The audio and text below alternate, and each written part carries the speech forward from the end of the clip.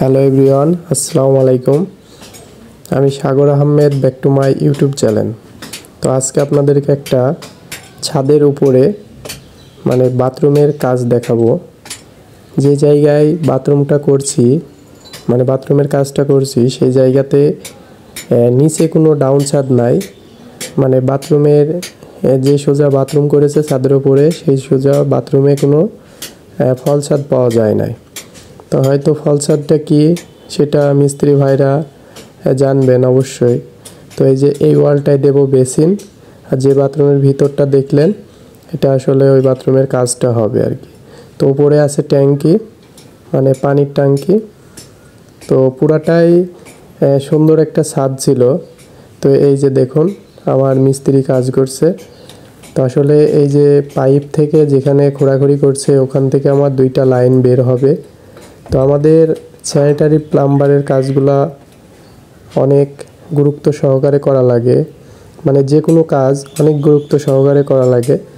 তো আমাদের পরিস্থিতির শিকার হতে হয়, কিছু কিছু জায়গায় দেখা যাচ্ছে কি পরিস্থিতির শিকার হতে হয়। তো যেখানে যেরকম কাজের কোয়ালিটি সেখানে সেইভাবে কাজ করতে হয়। তো চলেন যাই আপনাদেরকে দেখাই যে এই বিল্ডিংয়ে, যে বিল্ডিংটায় আমরা এসেছি সেই বিল্ডিংয়ে কিন্তু আমার হাতের কাজ না, পুরাটাই অন্য লোকের কাজ, অন্য মিস্ত্রির। তা আমি জাস্ট শুধু এই বাথরুমটা কমপ্লিট করতে এসেছি। তো এটা হচ্ছে ছাদের উপর, পুরা উপর সাইড। তো দেখেন কতটা আপনার ডালিম ধরেছে গাছে, ডালিম গাছে কত সুন্দর ডালিম ধরেছে। তো এই মানুষটাও খুব ভালো, কারণ ভালো না হলে দেখেন আল্লাহ পাক কিন্তু সেরকমভাবে গাছেও ফল দেয় না। তো মানুষটাও খুব ভালো, যে ব্যক্তির কাজ করছে আমরা। তো এই যে ট্যাঙ্কি লাগানো আছে 3টা, আমার এখান থেকে সব লাইন সংগ্রহ করা হয়ে গিয়েছে। আমরা যে বাথরুমে কাজ করছি সেই বাথরুমে পানির লাইন আমরা সব অলরেডি কমপ্লিট করা হয়ে গিয়েছে। তো এখানে আসলে অন্য মিস্ত্রির কাজ ছিল, আমার শুধু ওই বাথরুমটার কাজের জন্য আমাকে ডাকা হয়েছে। তো এখন থেকে ইনশাল্লাহ এই বাসার সমস্ত কাজই আমরা করব। তো এই যে শুধু বাথরুমটা এখানে করেছে যেন জনগণে ব্যবহার করতে পারে, আর উপরে একটা ফ্ল্যাট আছে, ওই ফ্ল্যাটে বাথরুমে শর্ট পড়ছে, তো এই বাথরুমটা ইউজ করবে। তো এই কারণে করা হয়েছে। কিন্তু বাথরুমটা এমন একটা পজিশনে আছে সেখানে নিচে কোনো ডাউন ছাদ পাচ্ছি না। তো এই যে আমার মিস্ত্রি ভাঙাভাঙি করছে আর কি। তো প্রত্যেকটা কাজ কিন্তু সুন্দর করে করার চেষ্টা করি, যেখানে যেরকম সেখানে সেরকমই করতে হয় আমাদের। তো ভুবন মালিক বাড়ি মালিক যেখানে যা বলে আমাদের সেই লাইনগুলো করা লাগে। তো আমার মিস্ত্রি কত সুন্দর করে কাজ করছে দেখেন, পুরা ড্রিল মেশিন দিয়ে। তো এখানে যে লাইনটা দেখছেন সবুজ পাইপের, এই পাইপ দিয়ে আমাদের পানি অলরেডি এদিকে আসছিল। তো আমি এখান থেকে লাইন কানেকশনটা দিয়ে নিয়েছি। তো লাইন কানেকশনটা দিয়ে এখন আমরা 4 ইঞ্চি কাজ করছি। এটা হচ্ছে 4 ইঞ্চি 2টা টি লাগাতে হবে, ওই জন্য বাইরের সাইড থেকে লাগাতে পারছি না, ভিতর সাইড থেকে কাটা করে ছিদ্র করে নিয়ে ভিতর সাইড থেকে আমরা টি লাগানোর ব্যবস্থা করছি। যেহেতু আমাদের বাথরুমের কোনাটায় 4 ইঞ্চি পাইপ ছিল বলে আমাদের অনেকটা কষ্ট কমে গিয়েছে। তো এই যে দেখেন আমি মেশিন দিয়ে সুন্দর করে কাজটা করার চেষ্টা করছি।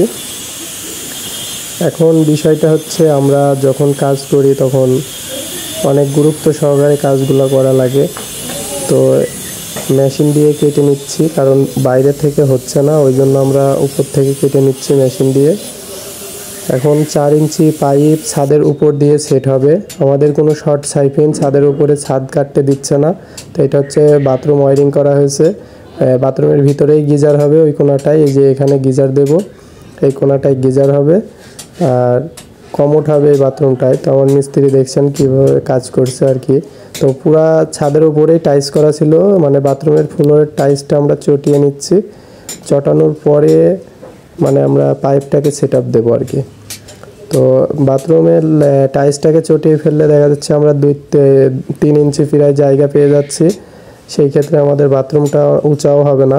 তো ফাইনাল লুকটা দেখেন কাজের কেমন হয়েছে, এটা হচ্ছে আমার কাজের ফাইনাল লুক।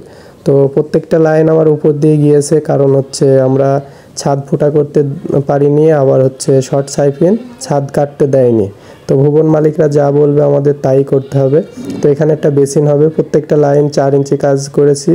তো যে সাইডেরটা ঘোরাতে হয়েছে। সে সাইডেরটা হচ্ছে পানির লাইন ছিল আর মলের লাইন। তো প্লাম্বার ভাইরা বুঝতে পারবেন যে কেন লাইনটা এত ঘুরবে। শর্ট সাইফিন দেওয়া হয়নি কারণ হচ্ছে বাইরের সাইডে লং ট্যাপ ব্যবহার করা হয়েছে এখানে। তো ফাইনালি মানে আমার কাজটা আজকে শেষ করলাম। তো কাজটা কেমন হয়েছে অবশ্যই কমেন্ট করে জানাবেন। তো সবাই ভালো থাকবেন, সুস্থ থাকবেন। ধন্যবাদ সবাইকে। আল্লাহ হাফেজ।